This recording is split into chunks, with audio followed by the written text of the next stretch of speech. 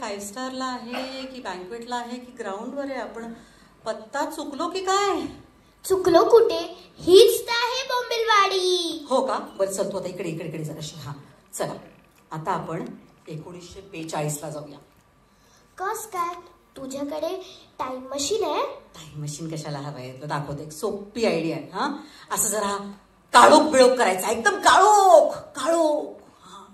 मग थोडस लाइटिंग करायचं आणि ढांटण आलो बोंबिलवाडी 1942. हा दोन्ही कोऑर्डिनेट जुळले. तर आता अरे हे सगळे गावकरी आहेत तिकडे. या या या बोंबिलवाडीचे गावकरी या, या वरती या, स्टेजवर या.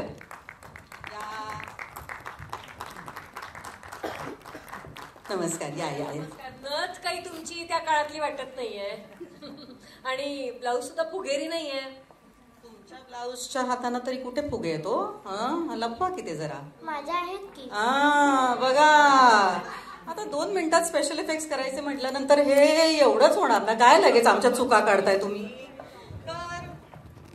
वरवंटे काका आणि वरवंटे काकू, त्यानंतर भास्कर, बबन, तू पण आहेस, थांब, कुंडलिनी, कुक. तर बोंबिलवाडीतले सगळे गावकरी आलेत. सगळे आलेत ना?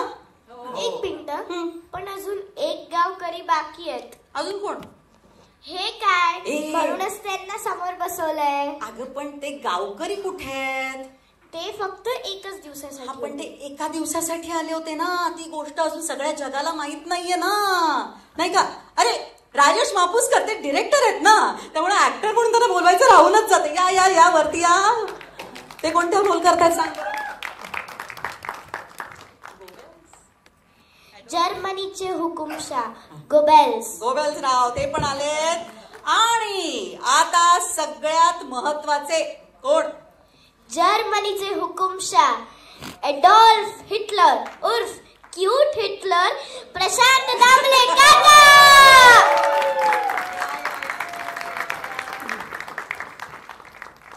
आता कोण राहिलं? अजून एक हिटलर बाकी आहेत ना. हिटलर अजून? या चित्रपटातले हिटलर. कोण? ए त्या निर्मात्या रेडी, त्यांना हिटलर नाही म्हणायचं. या या या मधुगंधा कुलकर्णी, या महिला सरपंच, तुम्ही स्टेजवर या. आणि आता बोंबिलवाडीचे पोलीस पाटील म्हणजे कोण? भरत शितोळे काका. भरत शितोळे काका. त्यांना पण रंगमंचावर बोलूया. आणि आता बोंबिलवाडीची स्थापना करणारे किंवा ती मुळापासून उत्पन्न करणारे एक प्राचीन माणूस. कोण ग? परेश मोकाशी. या या या या आले, सगळे गावकरी आले, पोलीस पाटील आले, महिला सरपंच आले. तर मंडळी आपण इथे जमलोय का ते तुम्हाला कळलं असेलच नाही का? एक मिनिट, बरेच गावकरी समोर पण बसले, त्यांना पण कळायला हवं. अगं त्यांना कळेल, आपण त्यांच्याशी बोलणार आहोत, पण त्याआधी आपण सगळ्यांचं स्वागत करायला हवं की नाही? हा. तर नमस्कार नमस्कार नमस्कार. स्वागतम सुस्वागतम स्वागतम. मुक्काम पोस्ट बोंबिलवाडी या चित्रपटाच्या ट्रेलर लॉन्च सोहळ्यात मी तुम्हा सगळ्यांचं स्वागत करते. सगळे कसे छान दिसताय, अगदी थिएटर आमचं कलरफुल दिसतंय. आणि 1 जानेवारी पासून हाऊसफुल होणार. सर्वप्रथम आपण कुणाला प्रश्न विचारूया? पहिला प्रश्न कुणाला विचारायचा? प्राचीन माणसाला विचारूया. ओके सर, एक प्रश्न काही हा प्रश्न खूप महत्वाचा आहे बरं का, आणि ह्या प्रश्नाबद्दल आम्ही बाहेर सगळ्यांमध्ये खूप चर्चा ऐकली. तुला काय वाटतं? बरोबर ना? तर हा प्रश्न आपण विचारूया. आम्हाला असं विचारायचं, आम्ही नाचगा गुम्मा मध्ये होतो, या चित्रपटामध्ये का नाही? पहिला प्रश्न हा आहे नाही का? बघ मग 2 वेळा झालं, मग आमचं 2 वेळा का नाही? आता दे या प्रश्नाचं उत्तर. याचं उत्तर असं आहे की कविता, तुझा विचार आम्ही हिटलर म्हणूनच केला होता, पण हिटलरचे कान आणि तुझे कान जुळले नाही. अच्छा, त्यामुळे फक्त तो प्रशांत मी तेवढ्या फरकावर. हो ना. आणि तुझा विचार मी 60 वर्षांच्या वरवंटे काकूंसाठी केला, पण तू जरा मोठी वाटली असतीस म्हणून तुला घेतली. मी ऑलरेडी छोटीच आहे, मी मोठी नाही झाली आहे. तर यावेळेस परेश तुम्हीच लेखक आणि तुम्हीच दिग्दर्शक होतात, त्यामुळे सहलेखिका नव्हती, त्यामुळे लिखाण कसं शांततेत पार पडलं असेल नाही का? एकदम नाही अगदी शांत. नेहमीसारखं. हो का? अच्छा, म्हणजे सहलेखिका असली तरी तसं काही फरक पडत नाही, काही फरक पडत नाही. अच्छा, ओके. भांडणं वगैरे सगळ्या दंतकथा आहेत, असं काहीच नसतं. किती चांगला अभिनेता आहे बघा. पण म्हणजे ते सहलेखक म्हणून भांडणं वगैरे काहीच होत नाहीत का? दिग्दर्शक निर्माती म्हणून होतात का? नवरा बायको म्हणून होतात? एक मिनिट, आता मी सगळं on record once and for all असं जे म्हणतात इंग्लिशमध्ये, असं बोलून टाकतो की भांडणं अजिबात होत नाही. भांड्याला भांड लागलं तर भांडण होणार ना. इथे मी फक्त एकटाच भांड आहे, ती कापूस आहे ग.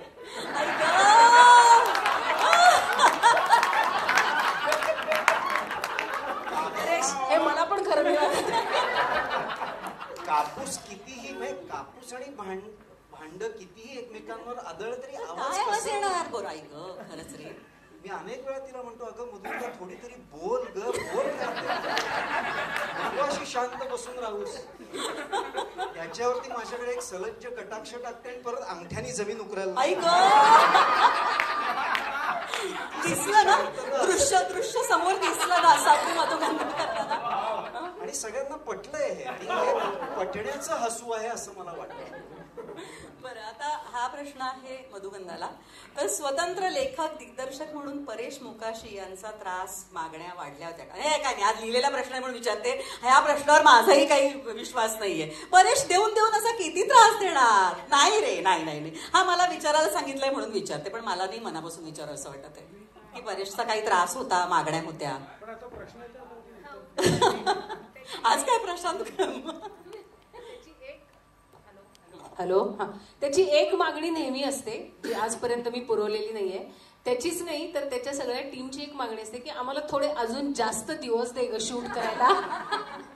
जे ह्या चित्रपटात पण त्यांनी मागितले होते. हो का? पण मी त्याचा राईट हँड जो आहे त्याला हाताशी धरलेला आहे. अक्षय खाडीलकर आमचा आलेला आहे आणि त्याचं आणि माझं साटलोट असल्यामुळे ते नेहमीच कमी होतात, त्यामुळे त्याची मागणी ह्यावेळी पूर्ण नाही झालेली. बरं, आता भरत शितोळे यांच्यासाठी प्रश्न आहे. पोलीस पाटील म्हणजे निर्माते भरत शितोळे यांच्याकडे. तर एका ह्या विचित्र विनोदी चित्रपटात तुमचा प्रवेश कसा काय झाला? विचित्र विनोदी. विचित्र विनोदी म्हणजे सर्वात पहिले तर परेश मोकाशीजी जेव्हा आले तर परेश सरांना बसले आणि ते पहिली लाईन बोलले, तेव्हाच असं वाटलं बस हाच पहिला चित्रपट आम्हाला करायचा आणि हेच करायचं. त्याच्यानंतर जेव्हा त्यांनी पूर्ण सांगितलं तर अतिशय खरंच म्हणजे इतकी छान. तुम्ही जेव्हा आपल्याला पहिली पिक्चर घेऊन येता, पहिला चित्रपट ह्याच्याहून बेटर नाही होऊ शकत जेव्हा तुम्ही आणि पहिल्या दिवशी वर्षाच्या आपण सर्वांना हसवणार आहे, तर त्याच्यामुळे हा चित्रपट आम्ही छान. म्हणजे वर्षाची सुरुवात अगदी छान होणार आहे 2025ची. येस. आमचा अजून एक ऍक्टर केतन कारंडे आलेला आहे. केतन कारंडे प्लीज स्टेजवर ये. अजून कुणी राहिलंय का ऍक्टर पैकी? Yes, thank you. मी पण एक छोटीशी भूमिका केलेली होय का? कलाकार म्हणून माझे. बरं, आता तुला काही प्रश्न विचारायचा का कुणाला? हो, विचारायचं. मग विचार ना. माझा प्रश्न आहे हिटलरला. तुम्ही हिटलरची भूमिका करताना म्हणजे हे करताना किती अभ्यास केला, म्हणजे काय अभ्यास केला? अभ्यास 0. कारण मला ह्यानेच आधी सांगितलं होतं की मी दिग्दर्शक आहे, मी सांगेन त्या पद्धतीने काम करायचं आहे. आणि आमच्या या संपूर्ण टीममध्ये सगळे नाटकवाले आहेत, त्यामुळे नाटकाची जशी रिहर्सल होते तशी चित्रपटाची पण रिहर्सल झाली होती. त्या रिहर्सलमध्ये तुम्हाला जे काय करायचं ते करा आणि त्यानंतर मला जे हवंय ते मी घेईन. तरी आम्ही हट्टाने काही ऍडिशन्स घेतल्या, ते नंतर कापल्या गेल्या असतील याची खात्री होती. नाही, पण प्रशांत मला तुला हा प्रश्न विचारायचा. खूप वर्षांनी एकदा तू सिनेमा करतोयस, तर इतक्या वर्षानंतर हा सिनेमा का निवडलास आणि का करावा असं वाटलं तुला? त्याला कारणीभूत मधुगंध आहे. म्हणजे मुळात माझ्या नाटकाच्या तालमीच्या सगळ्या शेड्यूल ठरलं होतं. पहिलं ते ठरवलंस, प्रयोग व्यवस्थित होत आहेत की नाही ते. कारण अद्वैतला बुक केला होता ना. कुठे गेला अद्वैत? तिला अद्वैतलाच तिने आधी घेतला हा. चित्रपटात. हा. आणि माझा दिग्दर्शक आधी फोडला तिने. दिग्दर्शक फोडल्यावर मी हतबल झालो. म्हटलं आता काय करायचं. मग तिने मला हळूच विचारलं. मी तिला काही महिन्यांपूर्वी सांगितलं होतं की मला एखादा निगेटिव्ह किंवा एखादा राजकीय काम करायला आवडेल, पॉलिटिकल. तर ती म्हणजे माझ्याकडे एक निगेटिव्ह असा नाही आहे, पण एक वेगळा रोल आहे. तो ह्याचा आहे, हिटलरचा आहे.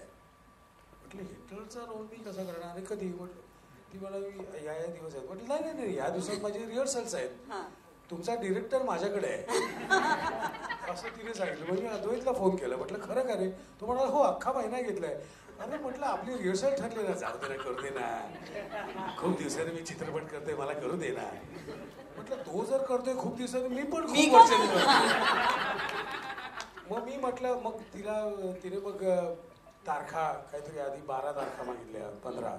मग मी तिला 2च दिल्या, मग 3 दिल्या, मग 4 दिल्या. मग तिने हळूच AI वरचं मी कसा दिसेन हिटलर हेही पाठवलं.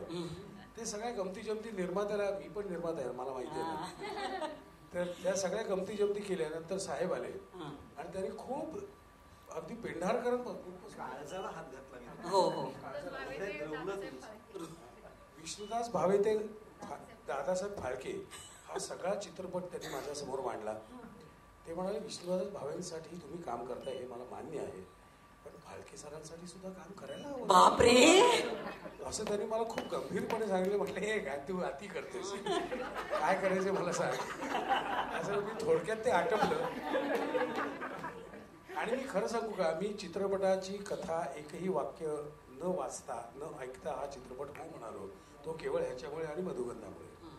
कारण मुळात हा अभ्यासू दिग्दर्शक आहे. हे आता तू बघितलंच असेल की अभ्यास किती करतो तो. हिला कापूस म्हणाला, किती कुठे कसं बोलायचं, काय बोलायचं हे त्याला बरोबर माहिती आहे. आणि इतकं अभ्यासू दिग्दर्शकाच्या हाताखाली कोणालाही काम करायला आवडेल.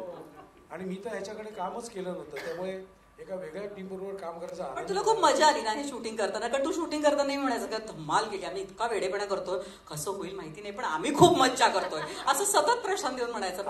आम्ही म्हणजे मी तर इतक्या वर्ष काय मुळात ऍब्सर्ड तिरका विचार करणं हा विनोदाचा उगम आहे.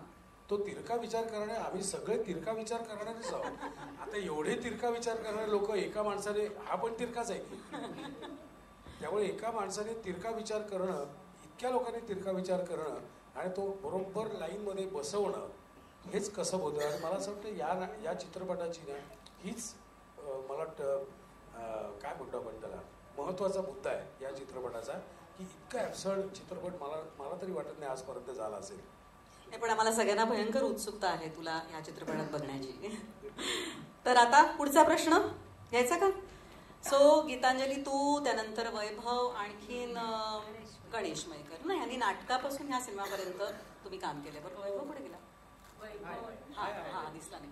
तर तुमचा अनुभव सांगा ना, कसा होता नाटकापासून ते चित्रपटापर्यंत.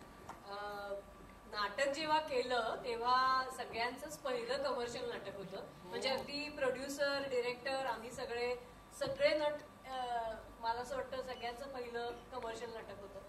आणि त्यामुळे तेव्हा काहीच अंदाज नव्हता. आणि आता सगळे वयाने मोठे झालेत, अनुभवाने पुष्कळ आता अनुभवही आहे. त्यामुळे तेव्हा ह्याचा सिनेमा होईल असा कधी विचारच केला नव्हता. आणि त्यामुळे जेव्हा मधुगंधाने विचारलं तेव्हा फार आनंद झाला.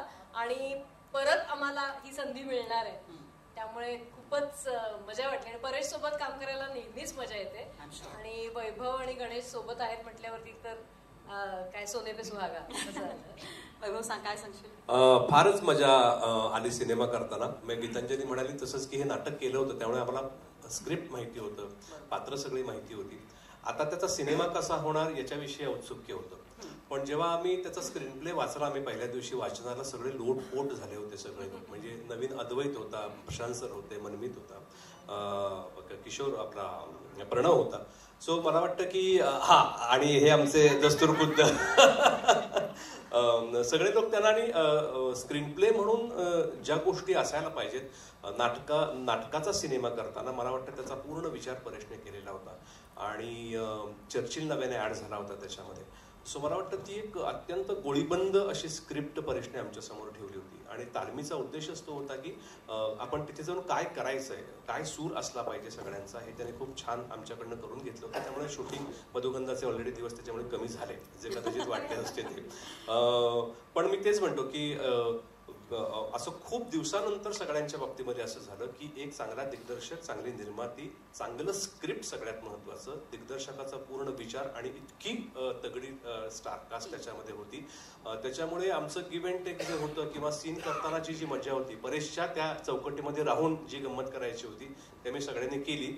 आम्हाला अजून करायची होती गंमत, पण त्याने आम्हाला करू दिली नाही.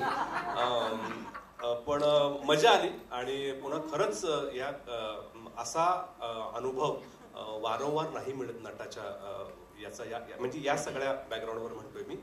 सो खूप मस्त सिनेमा बनलेला आहे, सगळ्यांची कामं उत्तम झालेली आहेत आणि अर्थात परेश खुश असावा असं वाटतंय मला. तो जनरली नसतो, तो एकूण काम करतो त्याच्यात, पण मला वाटतं की ह्या सिनेमा संदर्भात तो जास्त काय म्हणतो आपण त्याला प्रॉमिसिंग आहे आणि त्याला हा सिनेमा बरा वाटलाय. म्हणजे हा नक्की सिनेमा उत्तम, अतिउत्तम झाला असणार. वा वा वा, मस्त मस्त मस्त. गणेश, गीतांजली कुलकर्णी मला जेव्हा पहिल्यांदा म्हणाले की असं परेशचं एक नाटक येतंय संगीत डेब्यूच्या मुली, तर तेव्हा ती म्हणाली की असा एक छोटासा रोल आहे, तर तू करशील का? कोण करते? म्हटलं परेश मोकाशी. म्हटलं कोण आहे परेश मोकाशी? असं झालं. आणि त्याला जेव्हा भेटलो, कोण आहे हा, तिथेच मी इम्प्रेस झालो. आणि त्यानंतर मी नोकरी करत होतो तेव्हा तो मला म्हणाला परेश की बाबा तू नोकरी करतोयस तर हे मुक्काम पोस्ट बोंबील नावाचं व्यावसायिक नाटक येणार आहे रंगभूमीवर, तुला जमणार आहे का? म्हटलं तू करतोयस ना? म्हटलं मी नोकरी सुद्धा सोडेल, पण म्हटलं तुझं नाटक सोडणार नाही मी. आणि ते केलं आणि नंतर 22 वर्षापूर्वी आम्ही नाटक केलं होतं, त्याचा चित्रपट होणार आहे. त्याच्यासाठी मधुगंधाचा जेव्हा मला फोन आला, मी एकाही क्षणाचा विलंब केला नाही. किती दिवस लागणार आहेत काही ते विचारलं नाही, मी लगेच हो म्हणालो आणि खूप धमाल केलेली. आणि परेशकडे काम करताना तर नेहमीच एक एनर्जी येते आपल्याला काम करताना. आणि नव्या दामाचे कलाकार आहेत, त्यांच्याकडून काहीतरी आम्हाला नवीन शिकता आलं, त्यांच्याकडून एक एनर्जी मिळाली आणि असं खूप छान झालेलं आहे फिल्म. आणि सर्वात महत्त्वाचं म्हणजे स्टेजवरती काम करताना एक बंधन आणि तिकडे चित्रपटामध्ये 1929 ची विंटेज कार मला चालवायचा योग आला आणि ती मी चालवलेली आहे त्या फिल्ममध्ये. आणि जाता जाता एवढंच म्हणेन की आता ट्रेलरच्या निमित्ताने की 2025ला लोक हसून झाली वेळी. 2025चा ट्रेलर बघून, येणारा चित्रपट बघून लोक हसून झाली वेळी, कारण त्यांनी पाहिलं होतं मुक्काम पोस्ट बोंबिलवाडी. बरं, पुढचा प्रश्न आहे राजेश मापुसकर. सो तुम्ही ऍक्टर आहात ह्या सिनेमामध्ये. नमस्कार. तर काय मजा येते, डिरेक्शन की ऍक्टिंग करणं, काय मजा येते? सर्वप्रथम मला जेव्हा मधुगंधाचा फोन आला, मला डाऊट आला की ह्यांचं बजेट नाहीये की ऍक्टर मिळत नाहीये, मला काय विचारलं किंवा असं आहे का की मी खूपच फ्री आहे असं त्यांना वाटतं की मलाच का कास्ट करतोय, काय ह्याच्या मागे डाव काय. कारण ती तसं हा म्हणाल तशी ती कापसासारखी निर्मळ खूप अशी ती मुलगी आहे. त्यामुळे मला म्हटलं एकदा जरा पडताळून बघूया काय एक्झॅक्टली आहे. आणि परेश मोकाशी, तर I am great fan of Paresh Mokashi from day one. Every film Paresh does. मला खूप तोही आवडतो, त्याच्या फिल्म्सही आवडतात. आणि मग जेव्हा तिचा फोन आला की तुला, मग परेश मला सांगितलं तुला काय करायचं आहे, गॉबल्स. म्हटलं गॉबल्स? म्हटलं केस नाही आहेत, दाढी आहे, कसं काय करणार आहेस? तर मग पुन्हा त्यांनी त्या मेकअपच्या टीमला सांगून त्यांनी माझा फोटोशॉप करून मला तो गॉगल्सचा फोटो पाठवला. आणि म्हटलं वाव, इतकं सगळं, म्हणजे मला खरंच वाटलं की परेशला खरंच मी पाहिजे. आणि म्हटलं येस, आता मला कळलं की का मी करतोय ते तुम्ही ट्रेलर में देख ही लोगे पहले शॉट में आपण. थँक्यू. नाही पण acting difficult, direction is not difficult. नाही म्हणजे I think this you are just being modest, पण मला असं वाटतं direction is a bigger responsibility. कारण काय ऍक्टर म्हणून जर मी विसरलो तर ब्लेम माझ्यावरती येतो. डिरेक्टर म्हणून मी जर विसरलो तर मी कोणालाही ब्लेम करू शकतो.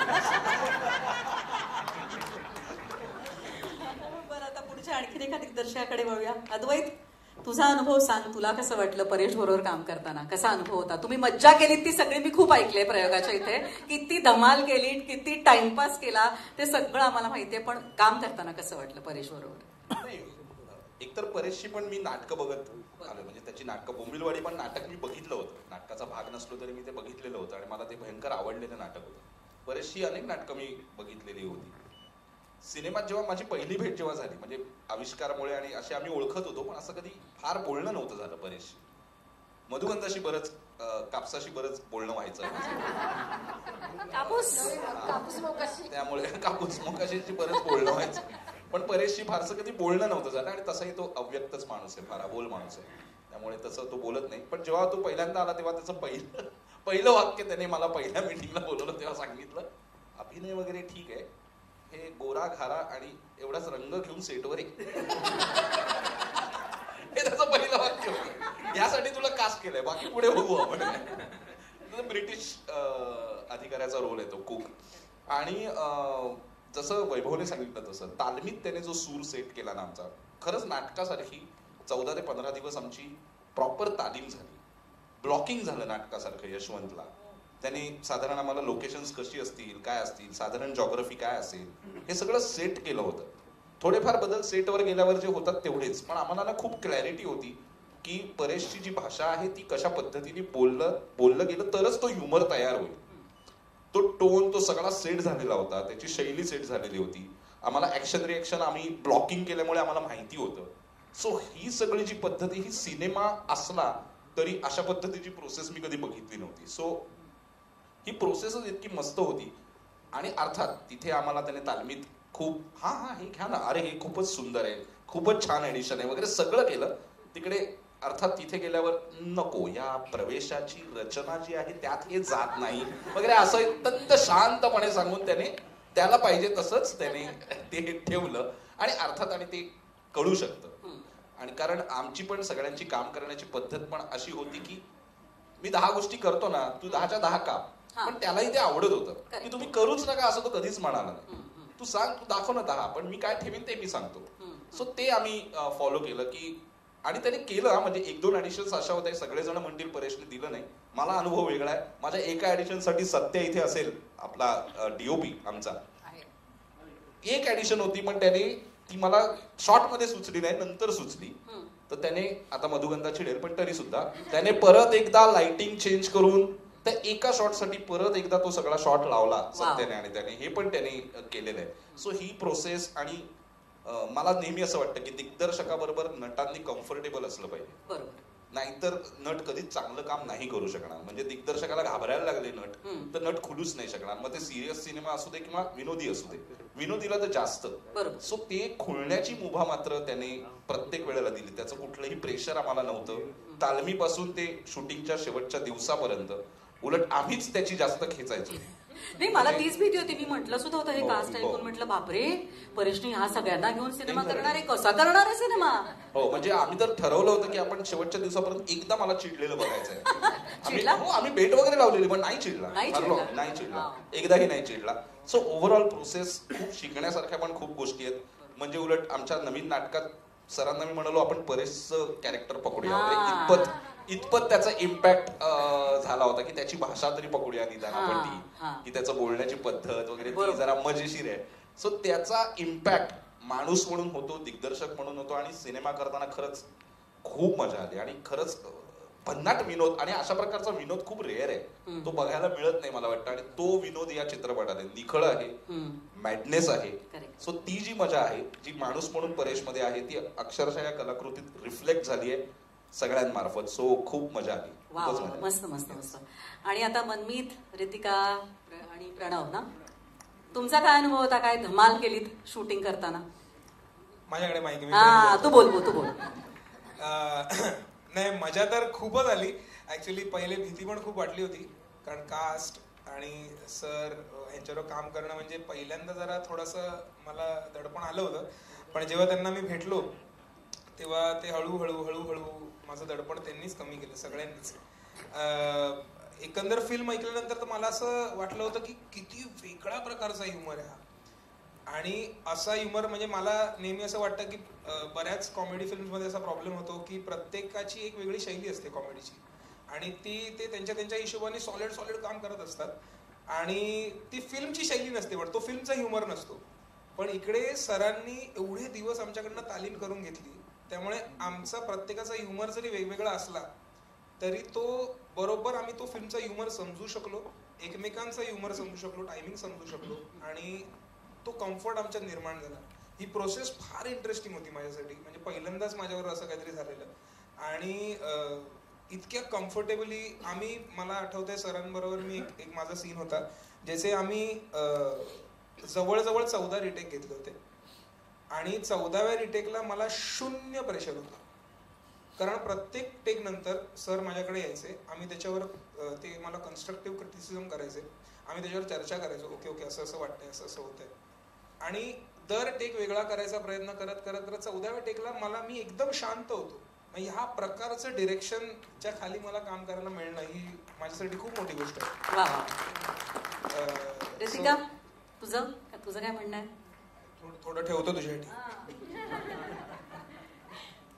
मला खरं तर सुरुवातीला खूप दडपण आलं होतं पण जसं अद्वैत दादा म्हणाला की सगळ्यांनी अशा प्रकारच्या फिल्मसाठी खूप कम्फर्टेबल असणं गरजेचं आहे आणि परेश सरांबरोबर काम करायचं होतं म्हणजे मला सुरुवातीला असं झालं होतं आता मी ह्यांच्याशी कसं बोलू, त्याच्यामुळे मी आदल्या रात्री असं काही शब्द शोधून गेले होते की हे मराठी शब्द आपण काहीतरी भलते शब्द नको धन्यवाद पण सरांनी पहिल्याच दिवशी खूप कम्फर्टेबल केलं आणि आम्ही तर 1 महिना ऑलमोस्ट तालीम केली आहे त्याच्यामुळे त्या तालमीत सगळं दडपण गेलं आणि तालमी दरम्यान हे पण जाणवलं की आमची जी संपूर्ण कास्ट आहे म्हणजे इव्हन प्रशांतचं सगळ्यांमध्ये एक मॅडनेस दडलेला आहे आणि त्यांनी आम्हाला खूपच आणि ते सगळे खूप यंग आहेत. खरं सांगायचं झालं तर आमच्यापेक्षा जास्त यंग हे सगळे, त्याच्यामुळे खूप मजा आली. सो आता आपण पडद्यामागच्या कलाकारांना बोलूया का इथे, कारण त्यांच्याशिवाय कोणताच चित्रपट पूर्ण होऊ शकत नाही. आता स्टेजवर बोलूया बोंबिलवाडीच्या मुख्य गावकऱ्यांना म्हणजेच तंत्रज्ञांना. संकलक अभिजित देशपांडे, साऊंड डिझायनर शिशिर चौसाळकर,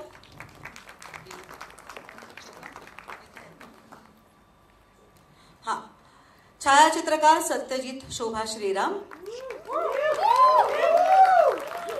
प्रोडक्शन डिझायनर संतोष फुटाणे, VFX सुपरवायझर अनुज देशपांडे, कार्यकारी निर्माता हेमंत सोनावणे, वेशभूषाकार पूर्णिमा ओक, रंगभूषाकार संतोष गिलबिले, संगीतकार तन्मय भिडे, गायक अवधूत गुप्ते आणि गायक वैभव मांगले ऑलरेडी स्टेजवर आहेत. नृत्य दिग्दर्शक Rahul Thombre, marketing team Kirti Pendharkar, Akash Pendharkar, PR Vaibhav Patil, digital marketing Gayatri Rahul, Madhura Kulkarni, creative head Jyoti Waydande, publicity designer Sushant Devrukhkar, प्रमुख सहाय्यक दिग्दर्शक अक्षय खाडीलकर, पोस्ट प्रोड्युसर दुर्गेश गुप्ता आणि आपल्या इव्हेंटचे पार्टनर संगीता ताई तरडे, शीतल सूर्यवंशी, निधी सादळ मांगले.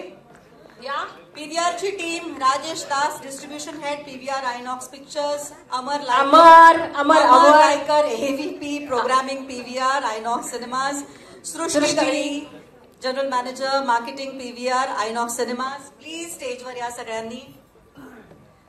तर आता कलाकारांची आणि पडद्यामागच्या कलाकारांची फौज इथे जमली आहे. तर आता बोलूया का आपण, होऊन जाऊ का मुक्काम पोस्ट बोंबिलवाडीची हुक स्टेप? तयार आहेत ना सगळे? Music please. कॅमेरा खाली.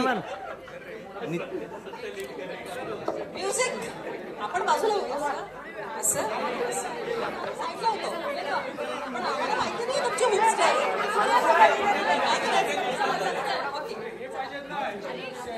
म्युझिक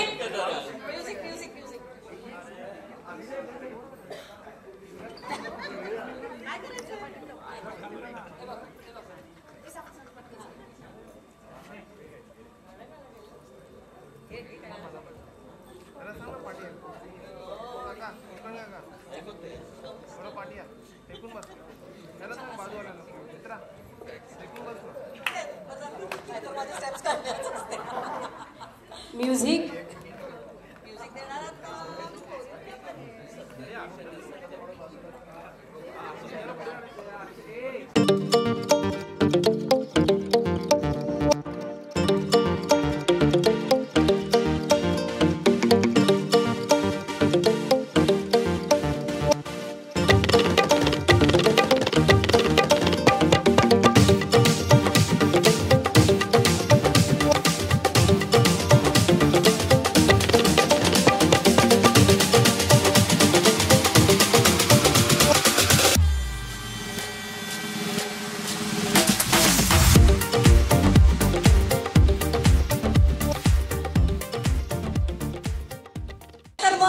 याच उत्साहात आपण वळूया आपल्या मुख्य इव्हेंटकडे. आपण या चित्रपटाचा ट्रेलर लॉन्च करूया का? चला सगळ्यांनी बसून घ्या.